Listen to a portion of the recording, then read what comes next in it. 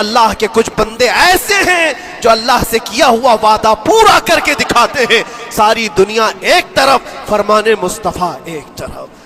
میرے عزیزوں، یہ خواہشات کی قربانیاں ہیں جب جا کر کے ایمان تکمیل پاتا ہے. تو صحابہ کی زندگی یہ تھی، دنیا کیا بول رہی ہے اس سے ہمیں مطلب نہیں، میرے مصطفیٰ کیا فرما رہے ہیں. اپنی خواہشات وہاں پر. حضرت انس بن نزیر ایک صحابی ہیں، وہ حضور صلی اللہ تعالیٰ علیہ وسلم کے بڑے رازدار صحابی تھے. حضور ان کے گھر پر موجود ہے. مکہ سے ایک لیٹر آیا، جنگوں کی وہ لوگ تیاری کر رہے تھے. اور انس بن نزیر کون ہے؟ یہ ان کی بیوی جو تھی انس بن نزیر کی، اپنی بیوی سے بہت محبت کرتے تھے، بلکہ عشق کرتے تھے. عشق کرتے تھے اپنی بیوی سے، اور عشق میں ان کی شادی بھی ہے، اپنی بیوی کو بہت چاہتے تھے. اب سنو، مصطفیٰ کریم صلی اللہ علیہ وسلم انس بن نزیر کے گھر پر ہے. مکہ سے ایک قاصد آیا اور رازدارانہ طور پر ایک خط دیا، کہا مکہ والے جنگوں کی تیاری کر رہے. حضور نے خط کو پڑھوایا اور انس بن نزیر سے کہا، انس یہ بات تیرے اور میرے بیچ میں راز ہے، کسی سے نہیں کہنا. جب تک میں نہ کہوں اس خط کا ذکر کسی سے نہ کرنا. انس بن نزیر نے کہا، اے اللہ کے نبی آپ کا حکم. اس کے بعد میری زبان نہیں کھلی. خط کو بند کر دیا، رکھ لیا. حضور جب تشریف لے گئے گھر سے، ان کی بیوی، ان کی محبوبہ، ان کی رفیق حیات جس کو بہت زیادہ چاہتے تھے آئی. کہا انس، رسول اللہ گھر پر آئے تھے، کچھ راز کی بات چل رہی تھی، کیا بات چل رہی تھی؟ انس بن نزیر نے کہا، دیکھ میری بیگم، محبت اپنی جگہ پر، وہ میرے مصطفیٰ کا راز، وہ میں نہیں شیئر کر سکتا، وہ نہیں بتا سکتا. بیوی ہنس کر کہتی، تم نہیں بتاؤ تو کوئی بات نہیں، میں نے تو دیوار کے پیچھے سے سن لیا ہے، مکہ والے جنگوں کی تیاری کر رہے ہیں، خط آ گیا ہے.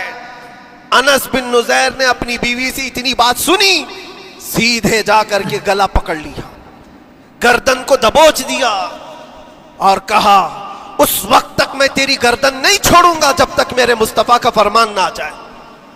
گردن پکڑ لیا اس عورت کی جس کو سب سے زیادہ یہ چاہتے تھے. لے آئے حضور کے پاس، کہا یا رسول اللہ معاف کر دے، آپ کا راز تھا، میں نے تو نہیں بتایا، مگر میری بیوی نے دیوار کے پیچھے سے سن لیا، اور اس لیے میں اس کی گردن پکڑ کر کے لایا ہوں کہ کہیں میں مجرم نہ بن جاؤں، نبی پاک کا راز افشا کرنے والا میں مجرم نہ بن جاؤں. آقا اگر آپ حکم فرمائیں تو میں اس کو ختم کر دوں یا اس کو طلاق دے کر کے آزاد کر دوں، آپ کے فرمان پر میں کامل عمل کر سکوں. اللہ کے نبی نے فرمایا، انس چھوڑ دے گردن، جس طرح تو ہمارے راز کی حفاظت کرتا ہے، یہ میری صحابیہ ہے، یہ بھی میرے راز کی حفاظت کرے گی. اس کے بعد ہاتھ چھوڑ دیا اور اپنی بیوی سے کہا کہ دیکھ میری محبت، میرا عشق اپنی جگہ پر، بات جب مصطفیٰ کی آئے گی پوری کائنات کو میں چھوڑ دوں گا، میرے مصطفیٰ کی بات کو عمل کروں گا. اور اس بیوی نے بھی یہی کہا، انس اگر تو مجھے راز بتا دیتا حضور کا، عشق میں ڈوب کر کے، محبت میں ڈوب کر کے، تو جو گلا تو نے میرا پکڑا، کل میں تیرا گلا پکڑ کر حضور کے پاس لاتی کہ حضور یہ آپ کی غلامی کے قابل نہیں ہے. یہ ان کا کمال درجے کا ایمان تھا، اپنی خواہشات کو قربان کر دیا. ایک مدینے کی خاتون ایسی ہے، سب سے زیادہ حسین و جمیل لڑکی ہے. حضور کے پاس ایک حبشی کالے رنگ کے صحابی ہیں، آئے، کہا یا رسول اللہ مجھ سے کوئی شادی نہیں کرتا. حضور نے فرمایا کہ جا، میں تیری شادی کے لیے ایک جگہ پر پیغام بھیجتا ہوں. اور بھیجا اس لڑکی کے گھر. انصاری صحابی کی ایک لڑکی اتنی خوبصورت ہے مدینے میں، ان کے گھر بھیجا. یہ تو حبشی قسم کے تھے. یہ ایک پیغام لے کر کے جب آئے، ماں باپ باہر بیٹھے ہوئے، لڑکی اندر ہے. ماں باپ نے دیکھا، کیوں آئے ہو؟ کہا میں پیغام لے کر آیا ہوں. کس چیز کا؟ آپ کی بیٹی سے نکاح کا. کس نے بھیجا؟ کہا اللہ کے رسول نے. ماں اور باپ ہیں، شکل و صورت دیکھی اور ان کی حسینہ بیٹی. کہا ٹھیک ہے تم جاؤ واپس، ہم حضور سے بات کر لیں گے. اتنا ہی کہا، ٹال دیا ہوگا. وہ صحابی جو آئے تھے کالے رنگ کے، انہوں نے کہا یہ تو روز کی بات تھی، ہر جگہ ریجیکٹ ہوتا ہی تھا، میرے لیے تعجب کی بات نہیں تھی، میں تو واپس آیا حضور کے پاس. ہوا گھر میں کیا، اندر جوان لڑکی جو گھر میں موجود تھی بھر آئی. کہا ماں باپ سے پوچھتی ہے کہ اماں کون آیا تھا؟ کہا ایک نکاح کا پیغام لے کر کے اس خاتون نے کہا، لڑکی نے کہا، آپ نے کیا کہا؟ کہا ہم بات میں بات کر لیں گے۔ کہا آپ کو اندازہ نہیں آپ نے کتنی بڑی خطا کی ہے، اللہ کے نبی کا فرمان آیا تھا اور آپ نے ٹال دیا، میں تیار ہوں اس کے ساتھ نکاح کرنے کے لیے، نبی پاک کا حکم ہے۔ ماں باپ نے کہا بیٹا تو نے دیکھا ہے، بیٹا تو نے دیکھا جو پیغام لے کر کے آیا تھا وہ تیری میچنگ کا ہے یا نہیں، تو نے دیکھا؟ اس نوجوان نے کہا، اس لڑکی نے کہا میں نے پیغام لے کر آنے والے کو تو نہیں دیکھا، آمینہ کے لال کو تو دیکھا ہے، جس نے پیغام بھیجا ہے اس کو دیکھا ہے، اس کے حکم کے بعد پھر کسی کو دیکھنا بنتا ہی نہیں ہے۔ وہ دونوں ماں باپ دوڑتے ہوئے حضور کے پاس آئے، اور وہ صحابی ابھی بتا ہی رہے تھے کہ میں ریجیکٹ ہو کر کے آیا ہوں، تبھی ماں باپ بھی دوڑ کر کے آئے، کہا یا رسول اللہ خطا ہو گئی، ہم نے تاخیر کی آپ کے حکم میں، اے اللہ کے نبی ہم راضی ہیں اپنی بیٹی کا نکاح انہی کے ساتھ کریں گے جن کا پیغام آپ نے بھیجا ہے۔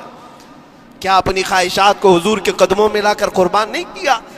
لیکن نکاح ہوا بھی، وہ نوجوان عبداللہ اسود نکاح کا ہے، حضور نے نکاح کروا دیا مسجد نبی، اور حضرت عثمان سے کہا کہ ان کو کچھ پیسہ دے دو، مال دے دو، شادی کا سامان تو خرید لے، جہیز لے لے، اپنا گھر سجا لے۔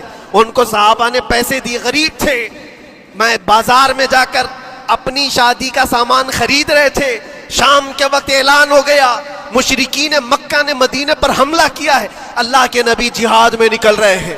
یہ عبداللہ اسود جن کا نکاح مسجد میں ہوا اور رات کو سہاگ رات آج تھی، آج اپنے گھر دلہن لانے والے تھے، جو گھر سجانے کے لیے سامان خریدنا تھا جا کر کے گھوڑا خرید رہے، تلوار خرید رہے، اور اس کے بعد جنگ میں استعمال ہونے والا سامان خرید رہے، سب پیسے خرچہ کر دیے جنگ کے استعمال کے، زیرہ خرید لی، وہ ٹوپی خرید لی لوہے کی، سب خرید کر کے سیدھے میدان جنگ میں آ گئے۔ صحابہ بھی پہچان نہیں رہے تھے، صحابہ بھی نہیں پہچان رہے تھے، وہ غریب صحابی کبھی گھوڑے پر نہیں بیٹھے، لیکن شادی کا پورا پیسہ یہ جنگ کے سامان میں لگا دیا۔ اور جب جنگ شروع ہوئی احد کی، میدان جنگ میں جب صحابہ لڑ رہے تھے، حضور پاک پوچھتے اپنے صحابہ سے، یہ ایک جوان ہے جو پورا چہرہ ڈھکا ہوا ہے، گھوڑے پر بیٹھا ہے، جوان مردی کے ساتھ لڑ رہا ہے، اے میرے صحابہ جانتے ہو کون ہے یہ؟ صحابہ غور سے دیکھتے اور کہتے یا رسول اللہ یہ مدینے کا نہیں لگتا، ہمارے آپس کا نہیں ہے، کہیں باہر سے آیا ہے۔ حضور نے فرمایا جا کے غور سے دیکھو، اس کی کالی کالی کونیوں سے میں پہچان رہا ہوں، وہ میرا عبداللہ اسود ہے، آج میں نے اس کو شادی کے لیے پیسے دیے تھے، وہ سارے پیسوں سے یہ جنگ کا سامان خرید کر کے لایا ہے۔ شام ہونے سے پہلے خبر آئی عبداللہ اسود کو ظالموں نے شہید کر دیا تھا، قتل کر دیا تھا، اور وہ مٹی میں گرے ہوئے تھے۔ حضور خود چل کر کے آئے، عبداللہ اسود کے پاس آ کر کے بیٹھتے ہیں اور سر اٹھا کر کے اپنی گود میں رکھتے ہیں، چہرے سے دھول کو صاف کرتے ہیں، اور پھر فرماتے ہیں اللہ کے کچھ بندے ایسے ہیں جو اللہ سے کیا ہوا وعدہ پورا کر کے دکھاتے ہیں، ساری دنیا ایک طرف، فرمان مصطفیٰ ایک طرف۔